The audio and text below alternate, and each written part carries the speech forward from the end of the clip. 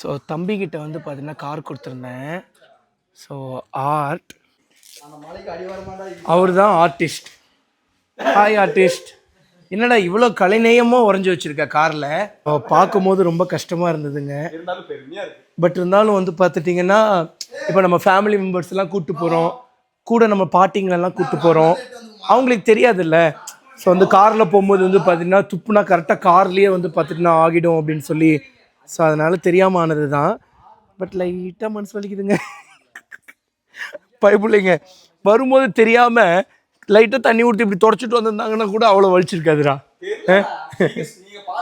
தப்பு பண்ண வேணான்னுலாம் சொல்ல, அப்படியும் இல்லை, அதுவும் நமக்கு பண்ண தெரியாது, அந்த அளவுக்குலாம் நம்ம கிடையாது. போகிற மாப்பிள்ள போய் ஒரு நிமிஷம் ஸ்டக் ஆகிட்டேன். இது கார் இங்கேயே தான் நின்றுட்டு இருக்கு. நான் எனக்கு கொடுத்ததே மறந்துட்டேன். கார் இங்கேயே தான் நின்றுட்டு இருந்துச்சு.